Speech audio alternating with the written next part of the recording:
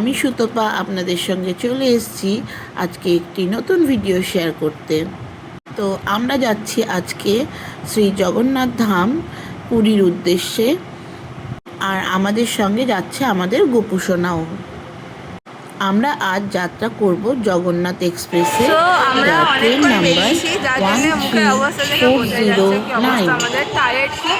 আর তার উপর থেকে আমরা না ট্রেনের টাইম খুঁজে পাচ্ছিলাম, না বুঝতে পারছিলাম যে কনফার্ম টিকিট আছে নাকি, মানে ভয় লেগে গেছিলো। কিছু বলবেন? হ্যাঁ, তারপরে টিটিদের কাছে যাই আর টিটিরা ভালো করে আমাদের টিকিটটা দেখায়, যে বুঝিয়ে বলে দেন অসুবিধা কিছু নেই, আপনারা বসুন, আপনাদের সব ঠিক আছে। বাই দ্য ওয়ে, আমরা এখানে যেখানে মানে খাবারটা খেলাম ফুড প্লাস আছে, অতিরিক্ত বাজে কফিটা, ঠিক আছে। আমি রিভিউ দিলাম আজকে, মানে কফির বদলে এটাকে জাস্ট কফি দেওয়া হয়েছে, দুধ মুধ কিছু নয় ভাই কফিতে। আর ব্ল্যাক কফি ছিল না, দুধ কফি ছিল, কিন্তু একদমই ভালো না, বাজে। আর স্যান্ডউইচটা তো বলার শুনে বাবা ফোন। তো আমাদের ট্রেন ঠিকঠাক সময় মতন শালিমার স্টেশন থেকে রওনা দিয়ে দিয়েছিল, এবং একদম রাইট টাইমে পুরী গিয়ে পৌঁছে গিয়েছিলাম আমরা। তো ট্রেন থেকে নামার পরে আমরা টোটো করে চলে যাই আমাদের হোটেলের উদ্দেশ্যে। তো আমাদের এবার পুরী যাত্রার যে বাসস্থানটি ছিল 4 দিনে, সেটি ছিল বেলাভূমি নিবাস, একটি বাজেট ফ্রেন্ডলি হোটেলই বলতে পারেন। সিজন অফ সিজন এবং এসি নন এসি এই দুটোর ভাড়াই কিন্তু আলাদা এবং ওঠানামা করে। তো আমরা গিয়েছিলাম ফেব্রুয়ারি মাসের মাঝামাঝি করে। তো আমাদের রুমের ভাড়া পড়েছিল নন এসি 1400 টাকা করে পার ডে। আমি 3.5 মাস আগে হোটেলটি বুকিং করেছিলাম, তো আমি ফোন নাম্বার ডিসক্রিপশান বক্সে দিয়ে দেবো। আমি কিন্তু ফোন নাম্বারে যোগাযোগ করে হোয়াটসঅ্যাপের মাধ্যমে বুকিং করেছিলাম। হয় কোনো চিন্তার কারণ নেই, খুব সুন্দরভাবেই আমরা সব কিছু করেছিলাম এখানে।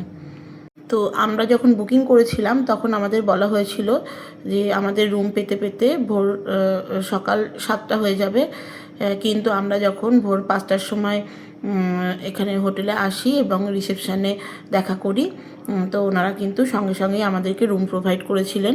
তো এই জিনিসটা আমার কিন্তু খুব ভালো লেগেছিল, ওনারা আমাদেরকে ওয়েট করাননি। আর খুব সুন্দর সি ফেসিং রুম ছিল, আমরা একদম রুমে বসেই কিন্তু বিছানার ওপর থেকেই কিন্তু সমুদ্র উপভোগ করতে পারছিলাম। তো আমরাও লাগেজ টাগেজ রেখে রুমে ফ্রেশ ট্রেশ হয়ে তারপরে কিন্তু সমুদ্রের পাড়ে চলে গিয়েছিলাম। তো এই ছিল আমাদের রুম। আমরা 3 জন বড় আর একটা ছোট বাচ্চা ছিল, তো 4 জন ছিলাম। তো আমাদের কিন্তু খুব সুন্দরভাবে এই বেডেই হয়ে যাচ্ছিল, কোনো প্রবলেম হয়নি। আর এইখানে ফুডিংয়েরও ব্যবস্থা আছে, তো সেই চার্টটাই দেয়া রয়েছে, যদি আপনারা খেতে চান তাহলে পরে এখান থেকে অর্ডার করে নিতে পারেন। আর এমনি সবটাই ঠিকঠাক ছিল, টয়লেট সব পরিষ্কারই ছিল, কিন্তু একটাই প্রবলেম যেটা ছিল সেটা হচ্ছে জলের, একদিকে কল খুললে আর একদিকে কিন্তু জল পড়ছিল না। এই সমস্যাটুকুনি ছাড়া আর কিন্তু সবই মোটামুটি ঠিকঠাকই ছিল। আর এসি রুমে এখানে রান্না করার কোনো ব্যবস্থা নেই, কিন্তু নন এসি রুমগুলোতে রান্নার ব্যবস্থা আছে যদি আপনারা রান্না করে খেতে চান। তো সেই ক্ষেত্রে এখানেই গ্যাস, ওভেন, বাসনপত্র সবই এই হোটেলেই ভাড়া পাওয়া যাবে, জল টল সবই পাওয়া যাবে, তো সেখান থেকে আপনারা নিয়ে নিতে পারেন। আর আমরাও রুমে লাগেজপত্র রেখে একটু ফ্রেশ হয়ে তখন মোটামুটি 5:30 মতন বাজছিল, তো চলে এসেছিলাম বিচে। তো বিচে কিন্তু শুধু আমরা একা নই, দেখতেই পাচ্ছেন কত লোকের সমাগম। কেউ ট্রেনে এসছে, কেউ ভোরবেলা উঠে হোটেল থেকে এসছে। তো খুবই ভালো লাগে এই ভোরবেলা এই অন্ধকার থাকতে সমুদ্রের পাড়ে যেতে এবং এই দৃশ্যগুলো উপভোগ করতে। তো আমার মেয়ে দুটো তো জল দেখে আর থাকতে পারছে না, তারা তো নেমেই পড়েছিল জলে। তো আমরা অনেকক্ষণ সময় এই সমুদ্রের পাড়ে কাটালাম, যতক্ষণ না সূর্যোদয় হলো। সূর্যোদয় দেখলাম, তারপরে যেখানে নৌকাগুলো এসে জড়ো হয়, মাছ টাছ বিক্রি হয়, সেখানেও গেলাম, একটু ফটো তুললাম, ঘুরে ঘুরে বেড়াচ্ছিলাম, খুব ভালো লাগছিল। সকালটা খুব সুন্দর কাটলো।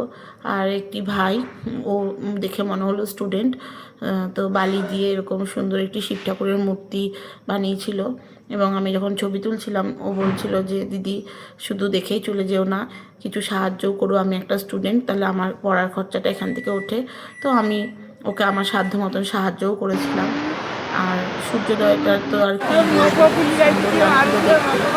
তারপরে তো ঘোড়া যাচ্ছিল, তো ঘোড়া দেখে গুলিও বায়না দিয়ে দিল যে ঘোড়ায় চড়বে। আমরা যতই বলছি যে না, পরেও তো আমরা আসবো, তখন চড়িস, কিছুতেই হবে না, সে তখনই ঘোড়ায় চড়বে। তো যাই হোক, ওকেও ঘোড়ায় চড়ানো হলো। আর আমার ভিডিওটাও আজকে এই পর্যন্তই রইল। আমি সেরকমভাবে আর কোনো ভিডিও করিনি, আমি আমার ছুটিটাই সুন্দরভাবে উপভোগ করেছিলাম। তো যাই হোক বন্ধুরা, চলুন আবার দেখা হবে আপনাদের সঙ্গে নতুন একটি ভিডিওতে। সবাই ভালো থাকবেন, আর ব্লগটা কেমন লাগছে একটু আমাকে কমেন্ট করে প্লিজ জানাবেন। আর আমার চ্যানেলটিকে সাবস্ক্রাইব করে দেওয়ার অনুরোধ রইল আপনাদের কাছে। Thank you.